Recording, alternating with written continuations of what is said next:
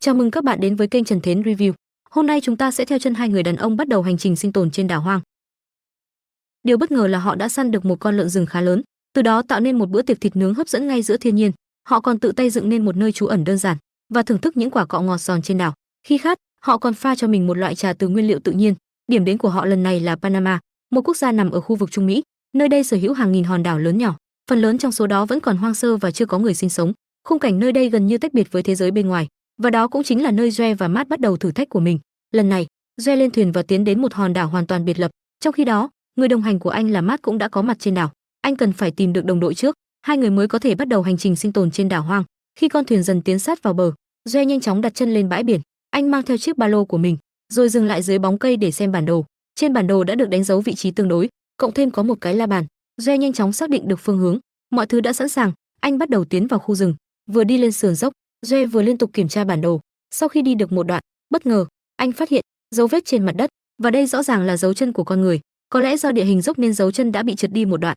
Sau đó anh nhanh chóng tiếp tục đi về phía trước. Không lâu sau, anh lại nhìn thấy những cành cây bị gãy. Điều đó cho thấy anh đang đi đúng hướng. Tiếp tục leo lên sườn dốc, trong lúc đó nhảy xuống một đoạn dốc nhỏ. Tại đây thấy nội tạng được để chung với nhau. Rõ ràng là kẻ săn mồi sẽ không làm như vậy. Điều này cho thấy chỉ có thể là do con người. Cảm giác đã gần tìm thấy đồng đội. Khi Joe tiếp tục đi về phía trước, bỗng nhiên nghe thấy tiếng sáo.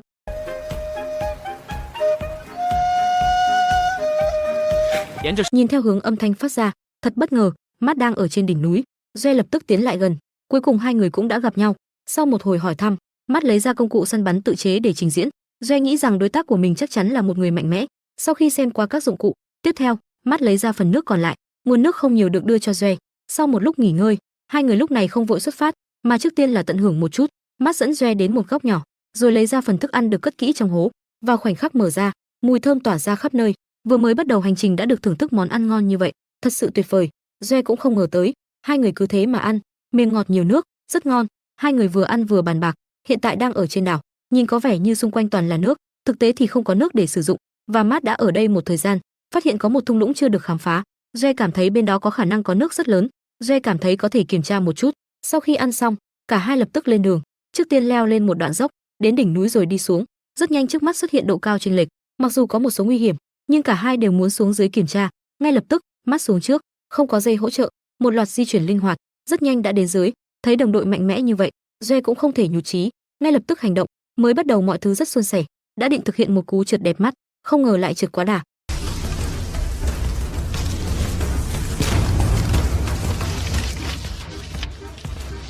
Trực tiếp lăn xuống dốc.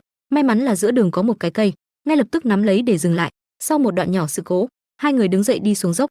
Khi đến thung lũng, cả hai đều ngạc nhiên, ở đây không có một nguồn nước nào, khô cằn vô cùng. Hơn nữa, đến thung lũng cũng là rìa đảo, không có nước ngọt thì rất nguy hiểm. Hai người ngồi đây ngơ ngác, lúc này phát hiện trước mắt có một hòn đảo khác. Vì ở đây không có nước, có thể hòn đảo bên đó có nước, và điều này cần phải làm một chiếc bè để qua đó. Nhưng bây giờ đã muộn, hãy nghỉ ngơi một ngày rồi tính sau. Ngày hôm đó cứ như vậy trôi qua. Đến sáng hôm sau khi thức dậy, hai người thu thập những khúc gỗ cực kỳ to, một người đi trước, một người đi sau mang chúng ra bãi biển. Sau đó dùng dao chặt cây một hồi, chia những thân cây dài thành từng khúc. Xong việc, Matt làm một cái móc, đặt ngang một khúc tre và gỗ để giữ lại, sử dụng cách này để lắp ráp chiếc bè. Sau một thời gian bận rộn của hai người, chiếc bè nhanh chóng được hoàn thành. Tiếp theo, đẩy chiếc bè ra biển. Chiếc bè nổi khá tốt và hành trình vượt biển chính thức bắt đầu, hướng về phía hòn đảo đối diện. Trong lúc đó, nhiều con sứa xuất hiện trên mặt biển. Điều này khiến hai người cảm thấy rùng mình. Dù sao thì những con sứa này chứa nhiều độc tố, giống như một khu vực mìn. Một khi bị trích, có khả năng cao dẫn đến sốc dị ứng, thì thật sự là hết đường rồi. Hai người tăng cường sức lực, cố gắng trượt về phía trước, đi qua khu vực có sứa. Tiếp theo thuận lợi hơn nhiều, rất nhanh đến hòn đảo này. Nhờ sóng, chiếc bè đã trôi vào bờ. Sau đó, hai người nhanh chóng xuống, rồi kéo chiếc bè lên bờ, sử dụng dây leo để cố định ở đây. Xong việc, hai người quay lưng vào trong đảo. Hai người vừa đi vừa nhìn, và chuyến đi này không uổng phí. Đi không lâu trong rừng đã phát hiện ra thác nước, đi xuống phía dưới. Joe làm mát cho mình, Matt thì trực tiếp múc nước uống. Thấy hành động liều lĩnh của anh ấy, Joe lên tiếng nhắc nhở, cẩn thận bị đau bụng đấy, thì sẽ rất phiền phức. Điều này khiến Matt, người đã lang thang trong hoang dã lâu dài, cũng ngạc nhiên, cũng không phản bác. Dù sao cũng là một lời nhắc nhở thân thiện, để có nguồn nước sạch thì cần phải đun sôi bằng lửa. Lúc này, Matt đến một khu đất trống gần đó, thu thập củi và bùi nhùi, chuẩn bị sẵn công cụ để nhóm lửa, sử dụng phương pháp ma sát bằng tay. Một loạt nỗ lực điên cuồng, quả không hổ danh là con trai của thiên nhiên, dễ dàng có được tia lửa, thổi vào lửa để nó bùng lên, thành công nhóm được lửa.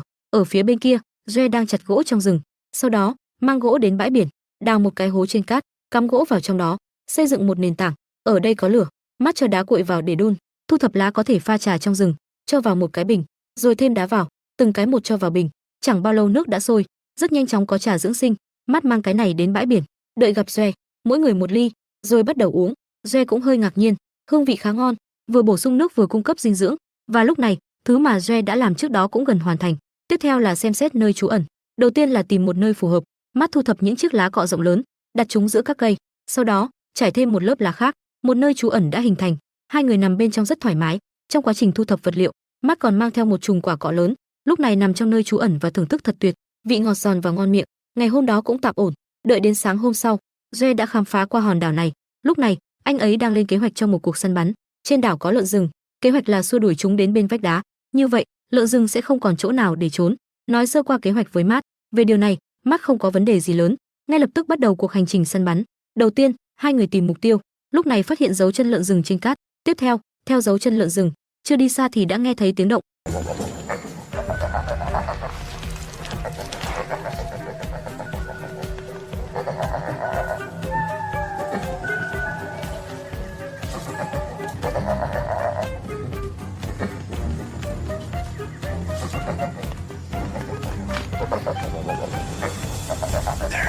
Hai người cẩn thận tiến lại gần, ngay gần đó, lợn rừng hiện ra rõ ràng.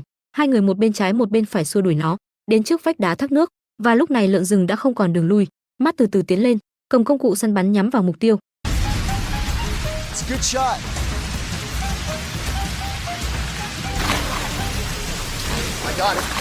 Sau đó, Doe lập tức tiến lên đâm thêm một nhát, kết thúc cuộc đời của lợn rừng, kéo nó ra khỏi nước. Mát giữ chặt lợn rừng và cầu nguyện một chút, buộc chặt protein.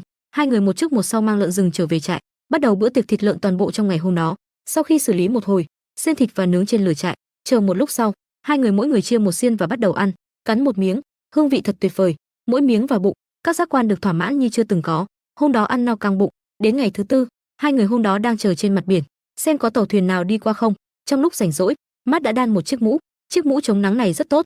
Hôm đó cứ thế chờ đến khi mặt trời gần lặn, Doe cầm ống nhòm quan sát. Đột nhiên có tàu thuyền xuất hiện bên cạnh, ngay lập tức gọi Mát đốt từng đống lửa, đậy lên bằng những cành cây tươi.